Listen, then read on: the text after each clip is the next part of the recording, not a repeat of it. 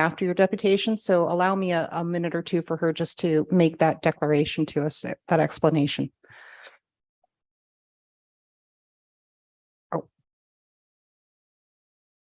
Good afternoon, everyone. I think we are just waiting a minute here to make sure that we can be live online here. So are we good now?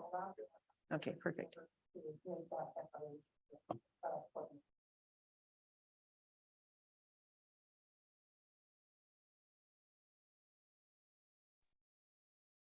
Okay, perfect. Okay.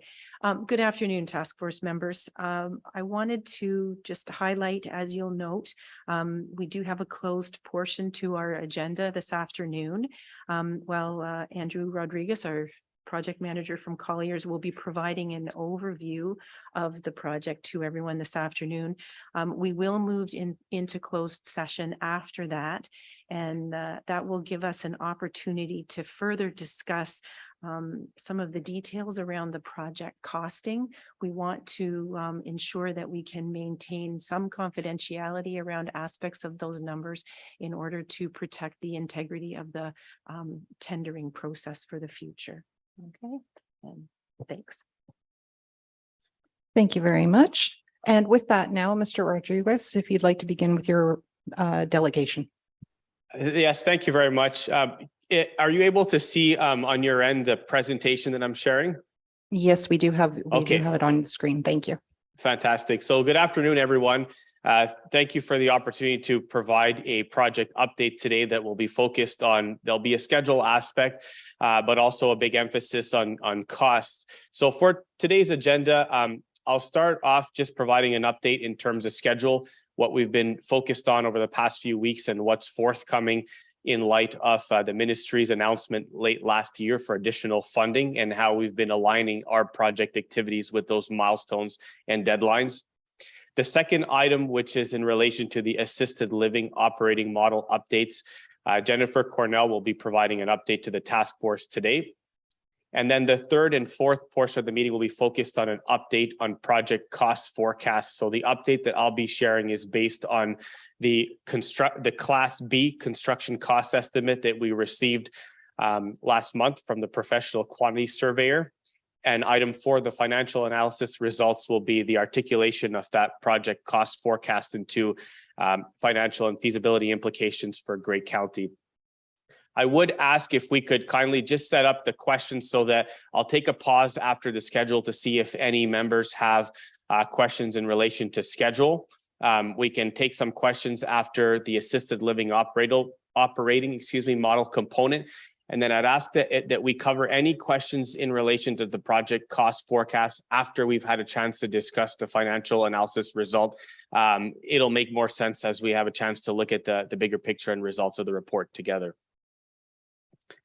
So without further ado, in terms of schedule updates, we continue to focus on finalizing the design and contract documents in order to be in a position to go out to tender for this project in early June and to have a recommendation to award that will be brought back to Grey County Task Force and Council in early August to meet the ministry's requirement. We have been actively working with West Grey in relation to the site plan application that was made earlier this month. We're expecting to receive some comments by the end of this week, which puts us in a very good position from a site plan application and approval standpoint.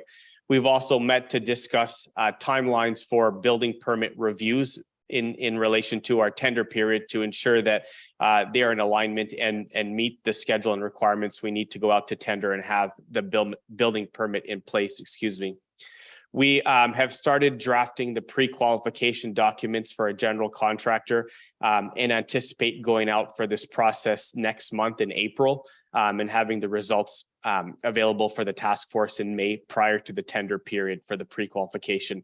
There's also been some activities with Infrastructure Ontario and communications in preparation of working through and having a bylaw in place prior to executing a finance agreement. In summary, this will support having us receiving approval by the ministry before the end of August this year and having a shovel in the ground or being in a position to award a contract to a successful contractor, before the end of August this year. I've mapped out what are the upcoming meetings. It's not an exhaustive list, but with West Grey and with Grey County Task Force, what are some of the upcoming meetings? So the first one over here, which is the results of the Class B estimate, the assisted living operating model, and the staff report analyzing the financial implications. This is the focus of today's meeting. It's an important one because from a cost perspective, the next opportunity to look at costs will be from here on after the tender has closed. I forgot to mention, I'll go back one slide, but in terms of our submissions to the ministry, our first submission, which was preliminary plans, was approved. We have one last and final submission, which is the working drawings. We are on track to submit that by March 31st, so in 10 days from today. That technical package is the second and final package that goes to the Ministry of Long-Term Care for review. After receiving their approval, the project receives, as I said, the green light to go out to tender. So we are well advanced in terms of working with the ministry and are very close to having our second and final technical package across to them for their review and comment. Other meetings that are scheduled and that have occurred have been an overview of the site plan with West Grey staff that occurred yesterday. We have a meeting tomorrow with the Joint Accessibility Advisory Committee, as well as an upcoming meeting in early April with West Grey Council on April 4th. So that will be for March and April. In May, as I mentioned previously, we'll be presenting the results of the pre-qualification results for the general contractor and providing a recommendation memo where we've identified a pool of general contractors who will be invited to bid on the project. So that's forthcoming in May. We have the approval of a new capital work borrowing bylaw that's also forthcoming in May. This is again aligned with some of the ministry milestones and deadlines to achieve the approval to construct by end of August and what the ministry needs to see in terms of progress from organizations with lenders. And then last over here will be the review and approval of tender results and recommendation to award, which would be in early August. I just want to pause here to see if there's any questions or comments in relation to our work plan and next steps. Okay, thank you. I'll just look for a show of hands if there's anyone that has a question about this first portion. Okay, I do not see any virtual or hands here in the chamber, so I think we'd like to carry on and listen to the whole of the presentation. I'm sure there'll be questions after that. Okay, thank you very much.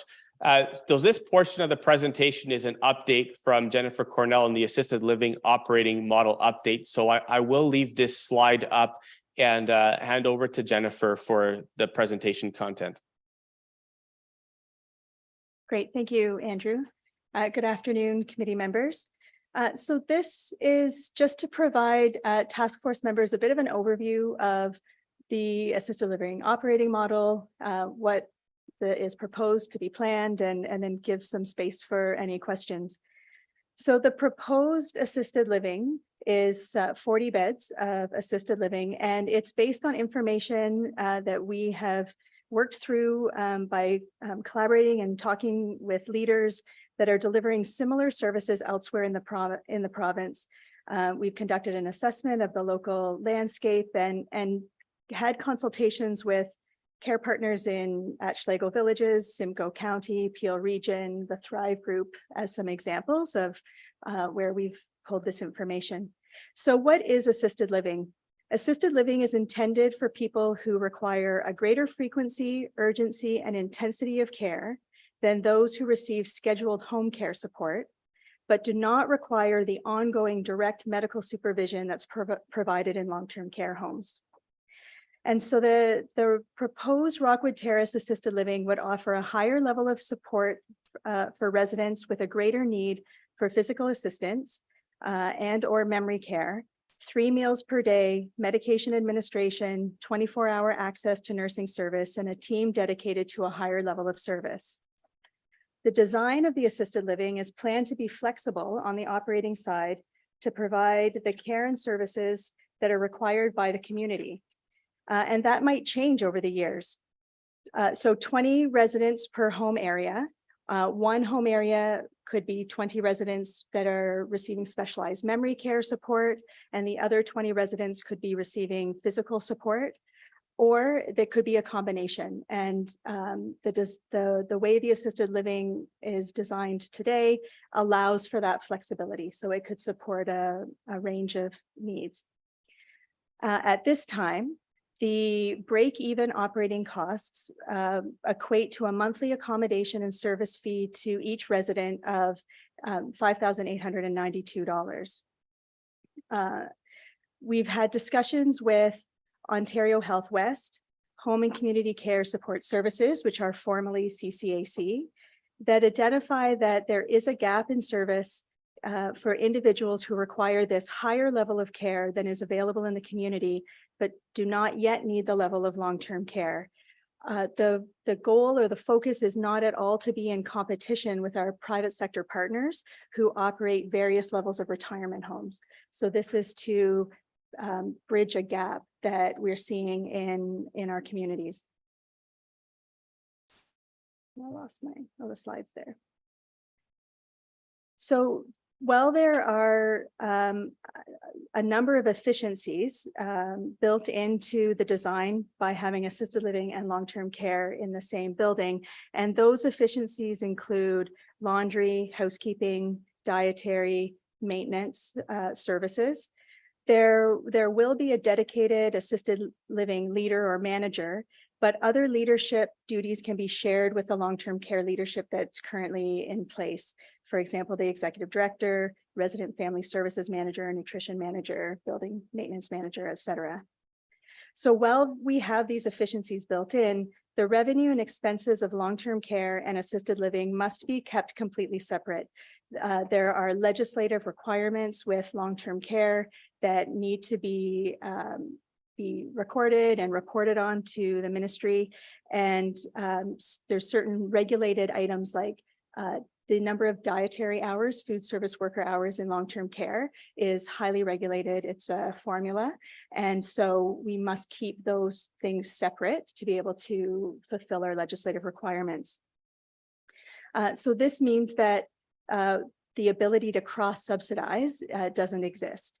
We do have still some questions that we need to sort out over the next few years. For example, this operating pro forma is based on the assumption that all of our team members would be paid at the same rate as our long-term care staff under the same collective agreement. But there is opportunity to negotiate a separate collective agreement for the team members that are working in assisted living. So that's an option, which would then lead to, will we be able to share frontline staff, or will staff be dedicated to assisted living and long-term care? How might we support couples? We would need to be licensed under the Retirement Home Regulatory Authority for the 40 beds of assisted living. And are there opportunities to get into agreement with Ontario Health West with a multi-sector, they call it an MSAW. We're all about acronyms in healthcare, a multi-sector service accountability agreement. So there are things that still need to be explored, but I wanted to give the task force an overview and an opportunity to ask any questions if you have any. Thank you very much. I'll just ask again if there's a show of hands, if anyone has any questions. And Councillor, we'll go to Councillor McKay virtually, and then we'll head over to Councillor McLean. Go ahead, Councillor McKay. Yes, just good afternoon. Where would that figure of 5,892 come from? And is there other places out there that are charging a lot more? So I see you're talking break even. So just wondering where that figure came up from. You just figure it out between the 40 people that are going to be in the residence? Thank you, and through you, Madam Chair. Thank you. I can provide that clarification.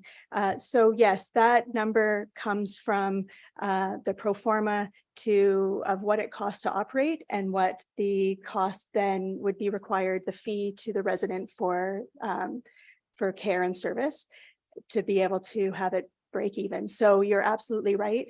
There are other operators that there's a broad range of fees across the province for assisted living. But I wanted to be able to demonstrate what the operating costs are and what that cost would be to potential residents. Oh, I need to. Thank you very much. Okay, and if there's no follow-up there, I'll go to Councillor McQueen.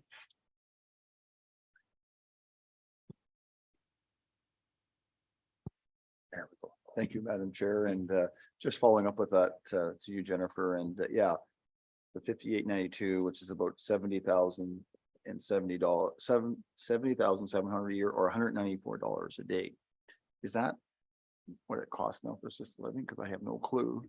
Because I'm not at that point of trying to look at that. But is that like, it seems sort of high, but I mean, you have to have $70,000 to as an individual. I don't know if it's cheaper for a couple, but is that sort of where the norm is? And certainly COLA would have to be included in that because the cost of living keeps going up every year.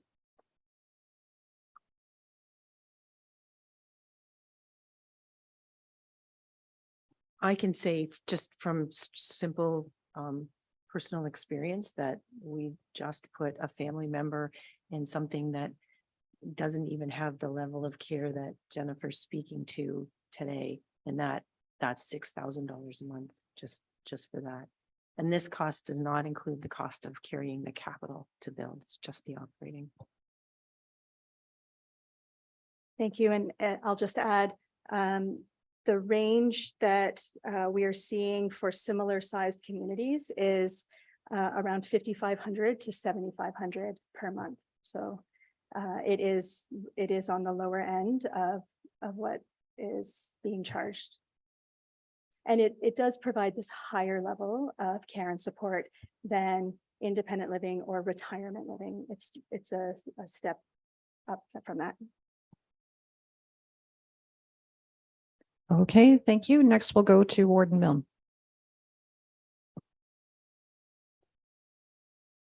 Thank you, Madam Chair. Jennifer, I'm wondering, you spoke about variable range of care. Would that affect staffing? Like, I'm concerned about, you had mentioned or in sort of suggested that we wouldn't be able to share staff back and forth between the long-term care piece.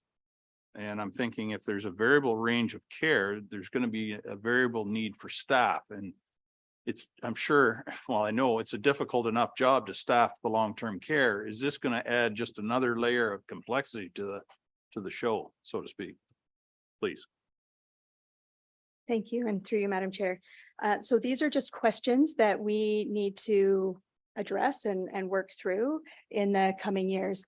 I think ultimately it would be, to your point, it would serve us the best in terms of being an employer and providing care and service if our team members could work where they wish to work, and we're not having team members compete for positions in long-term care because it pays differently, or so I think those are just items that I wanted to highlight are still questions that we need to sort through.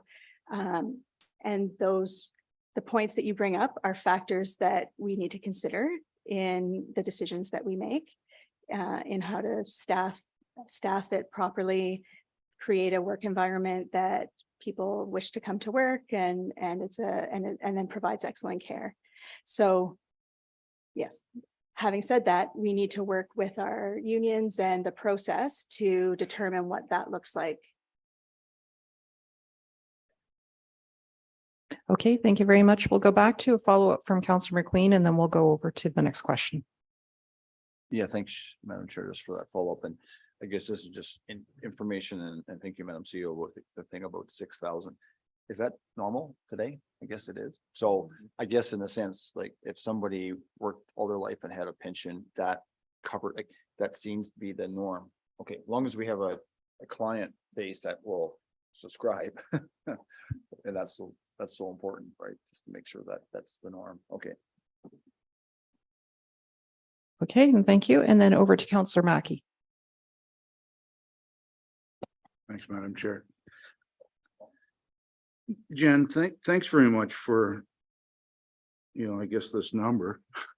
I guess for the county, I mean, whatever we do in retirement homes would have to be cost recovery. We can't be subsidizing retirement homes. So what we would be promoting is at the highest level of care. I think in the private sector right now, you go in at a certain rate, which is significantly lower than that, but then it's all the add-ons. So when you start to require nursing care, extra help, that's when they start, really nailing you. And again, that's from some personal experience. Yes, you go in at 4,000 a month, but then when you're finished with all those add-ons, as you're, some of your symptoms get worse, and you require more nursing care. When you first go into a home, you're walking down to the cafeteria every day. You're involved in all, it is a retirement home. This is far beyond what a retirement home is. So it's bridging that gap between retirement home and long-term care. I guess, I look at that amount and I'm wondering how many people in Grey County can afford that. You feel that there is need for that level of care, and there's enough clients out there that would be able to afford it? Or can we build in some of those add-ons so that, individuals can look at a menu and then decide, how much are they able to afford off that menu? Thank you. So when Karen and Marcus and the team, we worked to build the pro forma, we worked to not have additional add-ons. That in our experience, in our past careers and our own family experiences, that's not what people are looking for. That, as you describe, it's you go in with one number and then it doesn't take long before it's doubled sometimes. And so we wanted to be able to build that all the services in to the rate so that it would be unchanged. And then with the type of service that we're modeling for, this higher level of this assisted living, the residents will need that level of service. So the residents that walk into a retirement home and age in place, requiring additional services after a year or 2 or 3, that will not be the population of the residents that are moving into this model. These residents, these individuals will have been managing at home with support, either from families or home care type support. They don't yet need long-term care, but aren't able to manage at home. Often these individuals we're seeing today going to hospital, and I think make up a big percentage of the alternate level of care, the ALC patients that are living in hospitals waiting for long-term care. So based on the ALC numbers locally in Grey Bruce and in the broader Southwest, this is a gap in the available services in Grey Bruce and then more broadly in the Southwest. In terms of affordability, and this is where there may be opportunities down the road, but again, it's 3 years out or 2.5 years out. No way to guarantee, but Ontario Health, formerly the LHIN, is actively looking at models and opportunities to support access and flow. So people that need to be getting the right care at the right time at the right place. And so there may be opportunities to partner with Ontario Health to provide some version of subsidized assisted living. That's an opportunity to explore. It's an opportunity to explore to help some of those individuals with the affordability piece. Thank you. Any follow-up?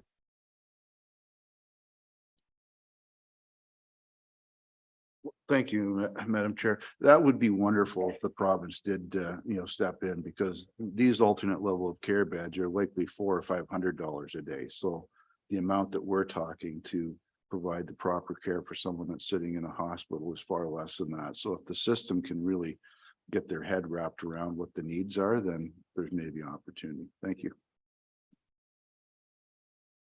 Thank you very much. Are there any other questions at this point in the presentation? Okay, Mr. Rodriguez or Director Cornell, who is going to continue? Okay, Mr. Rodriguez, please continue. Thank you very much. So in terms of project cost forecasts, the update I have to share today that's based on the Class B construction cost estimate is since the Class D estimate was presented in March last year to the task force with project cost forecasts of 108.5 million. They have now been revised to 127.5, which is a $17.2 million variance, slightly under 16% variance.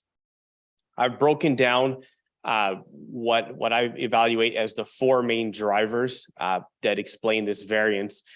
First one being an increase in building area. So in March last year, we were at the completion of schematic design or approaching that milestone. As part of the ongoing design efforts, there have been some pressures to increase areas, more specifically facilities, locker rooms, some of the staff spaces, and certainly some good reasoning and justification behind it.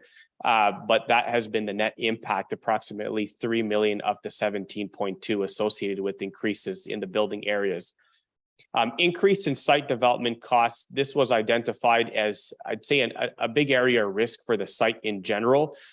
There was some preliminary work done in a preliminary estimate that had been used in March last year when we provided a total cost forecast.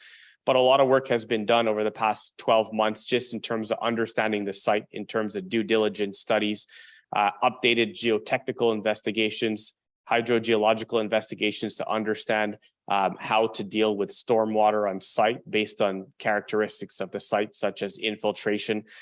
So the number that is presented as part of this forecast is informed by a much more accurate or much more developed level of design supported by due diligence documents and studies. So that has seen a sizable increase of 6.3 million in comparison to what was presented last year in March. The two categories, the last categories in terms of escalation and allowance and post-contract contingency, these are forward-looking allowances, so they haven't materialized yet, but they're nevertheless categories or buckets where we do add factors or percentages based on the cost consultant's best forecast in terms of what is forthcoming for escalation, as well as the level of risk for the project in relation to post-contract contingency. So the increase in escalation allowance, which has been forecasted to take us to the midpoint of construction, has had an impact of 5.3 million. Again, this is an allowance, and based on where the tender results closed, if that allowance is not fully expended, that goes back to a management reserve or does not get allocated to the project. So it is an allowance at this stage. Same applies for post-contract contingency. These are for known unknowns, so we don't know exactly what it will be incurred for, but given the site characteristics, we fully expect there will be costs associated with unforeseen site conditions, authorities having jurisdiction, design and coordination errors, especially in light of the design team accelerating and compressing their schedule to meet the ministry deadlines. So we've made, as a result, a revision to the percentage in post-contract contingency, and that's where you see this $2.6 million variance out of the 17.2 that I've reported. We've been looking at opportunities for reducing costs, and we've identified two. One of them being deferring in the village square some spaces where the shell would be constructed initially, and the fit up would be done as part of a future phase, future project, separate from this project budget and project costs. And that would lead to an estimated $1 million worth of savings. We've also estimated that $8.2 million of savings could be achievable by deferring the fit up for the assisted living component, which is on the third floor. So that would entail having a shelled space built up front and obviously the structure and the roof, and deferring that fit up to a future stage for the same reason, in order to defer that cost and keep it separate from the project costs of the long-term care build. I'd also like to provide an update just in terms of the net zero feasibility study, as it's become quite clear as the study was completed what direction makes the most sense for Great County from a feasibility standpoint, and also to provide opportunities to align this project moving forward to meet some of the net zero climate and sustainability goals and requirements. So the recommendation as a result of the study is to proceed based on a net zero ready option in order to position Grey County to achieve net zero emissions and energy in the future, if that is desired. And some of the key recommendations that I'll go over that are contained in the report. The first one is really driven by site conditions and the feasibility to install a geothermal heat exchanger and distributed heat pump, heating and cooling. So after looking at the site and some of the rock contained and characteristics, it was found to be unfeasible to proceed with that system due to site conditions. As a result, the direction the design team took is to install air source heat pumps, which requires a backup to operate during some of the cooler conditions. So the design team took a look at different options and found that having electrical resistance backup heating would have very significant cost increases to the infrastructure without a real impact or a significant impact on emissions. So the recommendation put forward was to proceed with air source heat pumps and have a gas backup. And that's reflected in the design right now in order to operate at cooler temperatures. What that means moving forward is that if Grey County does choose to pursue fully to go from net zero ready to net zero, air source heat pumps would need to be, or anything that relies on gas would have to be removed and replaced. The advice we've received from the design team is that the market for air source heat pumps is changing rapidly, and it's expected that in the future technology will be available for these to operate at lower temperatures. And so that would be the path to eliminate the gas backup that's currently planned to operate at lower temperatures, where the air source heat pumps don't require some additional backup. The other consideration is the availability of lands east of Rock Street for installing solar photovoltaic panels. And so while it hasn't been fully planned out from a master planning perspective, the known infrastructure at this point east of Rock Street would be a stormwater pond to deal with stormwater management. There's also space available over there that's sufficiently sized based on the analysis of the design team to support a future installation of solar PV panels. Hard to estimate exactly what the number would be to go forward with that conversion at some point in the future, but it's estimated to be in the order of $5 to $10 million to go from net zero ready to net zero. And that is a number that's not reflected in the budget right now. That would be a future number if Grey County wishes to proceed and achieve net zero.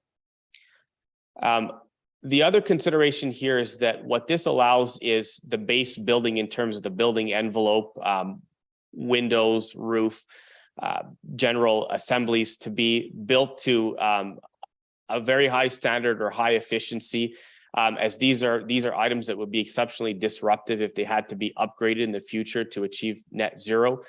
So the building in the base case that you see has some features in place that would be to allow a conversion to net zero that would be minimally intrusive in comparison to a building that would have a building envelope much closer to what the building code requires, but that doesn't have some of these high efficiency provisions that are required to achieve net zero. So without further ado, at this point, I would like to hand over to Mary Lou to provide an update on the financial implications. And then following that update, would be happy to answer any questions of financial nature.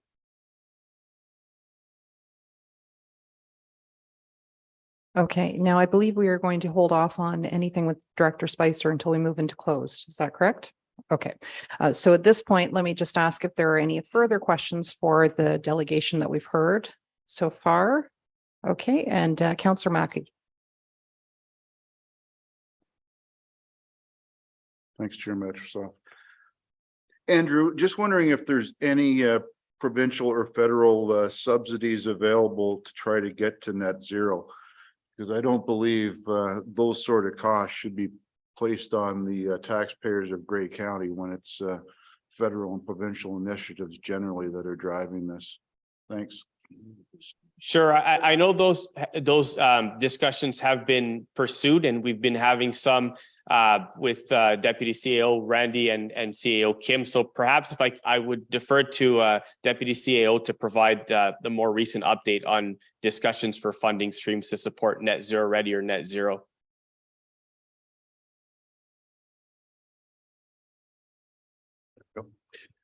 Thanks for that, Andrew, and thanks for the question. So we have had some preliminary discussions with FCM. There are some funding opportunities through FCM that we can consider in terms of helping to offset some of the costs. Unfortunately, the funding that's available through the programs that are currently available to us, one offers, I think it's 15% of some of the funding as it relates to the net zero costs. And the rest would be a borrowing, so it'd be a debenture cost. So there's considerations in terms of whether or not we want separate debentures as it relates to just the net zero portions or not. So there's still some further discussions that we would have to have in terms of that, but there are some opportunities, but they're limited at this stage in terms of trying to offset some of those costs. Thank you. Could I just have a clarification? Did you say 15 or 50? 15%. Thank you very much. Is there a follow-up, Councillor Mackey? Okay, next then I'd like to go to Councillor McKay. Yes, just through you, I kind of didn't catch what you said about the cost, where we're going to discuss that in closed camera after, or can I ask a question about the cost right now? If it's related to the material that's been presented in open session here, please go ahead and ask the question. But when it comes to the report that we're going to be discussing later, as well as anything that would be directed towards Director Spicer, it would be better to consider that may be a closed session material. Yeah, maybe I'll do it at closed session then. Okay, thank you. Thank you. Are there any other questions here? We'll go to Warden Milne next. Thank you very much. Andrew, I presume there are costs to make the building net zero ready as opposed to a straight conventional, what I'll call a conventional build. Is that cost differential significant? Thank you. So it's in terms of doing an apples to apples comparison, you'd have to have two separate designs and have them costed to pinpoint it down to a specific number. We expect this delta to be in the order of 3 to 5% in terms of premium to go from a base build that would achieve net zero ready compared to a conventional base build as you defined.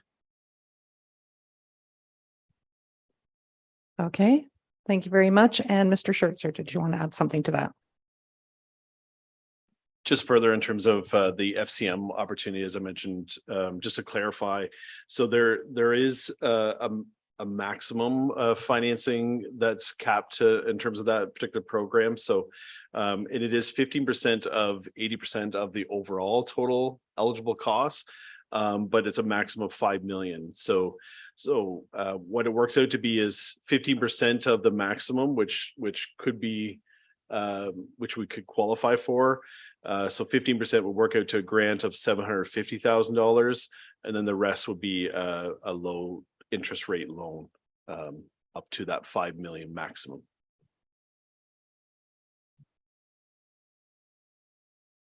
Thank you very much. Are there any other questions from members of the task force? Yes, Councillor McKay. There you made me do it. Councillor Mackey. I have a bad influence beside me. I'm not coaching her, I swear to God. Sitting beside the warden, madam, I understand how that mistake happened. Thank you. And through you to Randy, or maybe to Andrew. Going from natural gas, which would be heating the bulk of this now, or at least when the heat pumps wouldn't work, compared to the cost of electricity, do we know what the operating cost, yearly operating cost differences would be between natural gas and electricity? Yeah, it's there has been some of that breakdown that's been provided or projected or estimated based on where the costs are going to go. We know that natural gas costs are going to increase in the future. So there was some breakdown of that provided as part of the net zero study analysis in terms of that. So we know that at some point natural gas is going to reach par with electricity costs. So that's how, based on the information that we know to date.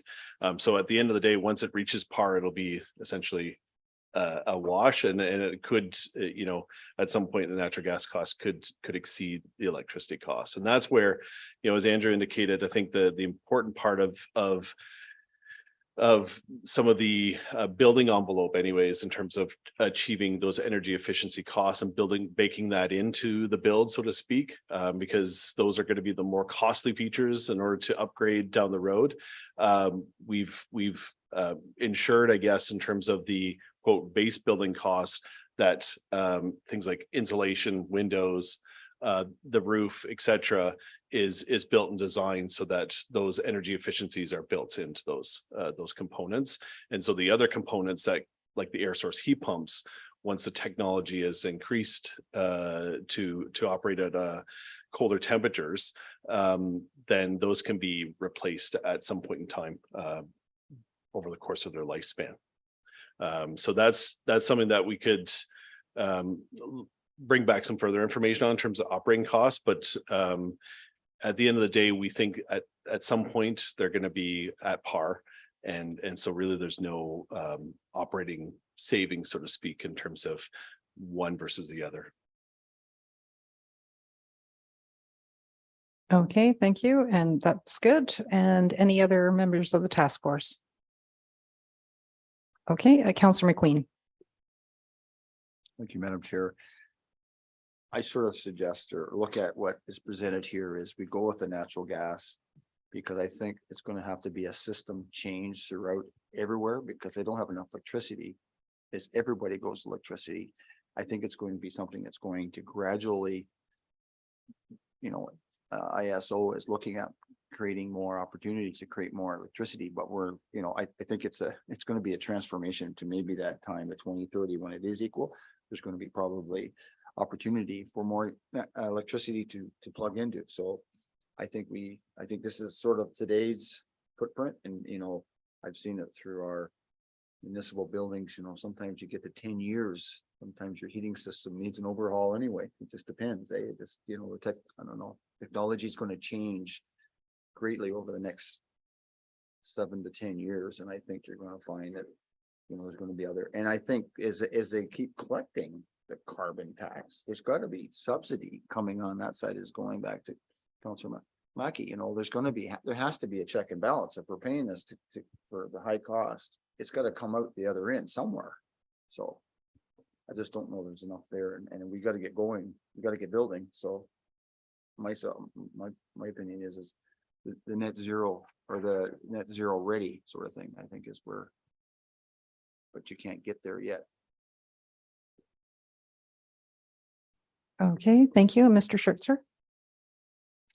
Yeah, and just to clarify, the way we understand how the air source heat pumps will work, although they're designed with that gas backup when it reaches certain colder temperatures. I think it's -20 was the last rating. So when temperatures, are lower than -20 is when the gas backup is there to help offset some of those costs. So the amount of days where it goes below -20 are hopefully not hopefully less, but as the overall global temperatures continue to increase, we think those days are going to be less and less. So in saying that, it's there as a backup, so to speak. It's there to kick in when those temperatures go below that temperature threshold. But outside of that, the air source heat pumps will continue to provide the heating and cooling for the entire building during those outside of those temperature differences. In terms of operating costs, so Linda has provided me with some of those. So just to give you a sense of the breakdown in operational costs, and these are estimates and projections again. The base costs, 188,000 operating. So the net zero ready will be 170,000 per year in terms of energy costs. And the net zero option is actually slightly higher at 178,000 in terms of operating costs. So the net zero ready at this stage is showing lower, but again, those are based on some lower projections of where the gas prices are going to be. We think at some point in time, those gas prices will reach that parity.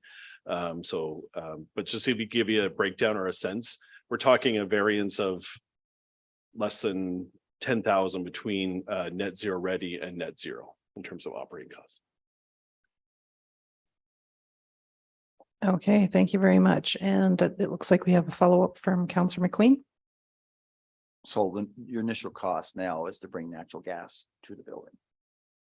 It's what you're going to eat now. So if you change out to electrical, well, then that's going to be a loss. But when that is, who knows? But you may gain on technology by waiting to do it later. So. Go ahead. And we need to bring that natural gas to the property anyways, because we need it for the backup generator, which is required as part of the ministry's requirements. So we have to bring it to the property regardless in order to have that backup generator system. So it won't be a diesel backup generator, it'll be a natural gas generator that's been designed as part of the overall build. So there'll be the gas for the actual backup generator, plus the gas backup when those air source heat pumps are not operating as efficiently based on colder temperatures, if that makes sense. Kind of two backups that are linked to natural gas. Follow up. So that's good information, because if we go completely electrification, obviously we have to have backup. So backup is going to have to be natural gas. There's just no two ways about it. I mean, I'm just talking about, we can't completely ever eliminate natural gas. Because if you're fully electrification, there's no other ways to generate electricity if you have no other source, right? So it's sort of, I think we're sort of stuck in that one. So. Okay, thank you. Any final questions from members of the task force? Okay, and Mr. Rodriguez, do you have any final closing comments then before we finish off this portion of the meeting? No, I don't. I'll stop sharing at this point. And again, if there's any questions in relation to the cost forecast, we'll be happy to address them after Mary Lou's presentation. Okay, thank you very much. So with that, then our next item on the agenda is to move into closed session. So it's recommended that the long-term care redevelopment planning task force does now go into closed session pursuant to section 2392 of the Municipal Act 2001 as amended to discuss Rockwood Terrace redevelopment as provided by number 1, a position plan, procedure, criteria, or instruction to be applied to any negotiations carried on or to be carried on by or on behalf of the municipality. And number 2, financial information that belongs to the municipality and has a monetary value or potential monetary value. So with that, may I ask for a mover and a second to move into closed? Moved by Councillor McQueen, seconded by Councillor Hutchinson. Any discussion? Okay, and Madam Clerk, are we able to do that by a show of hands? Okay, so may I ask for a show of hands, all in favor? Okay, any opposed? All right, that's carried. Thank you.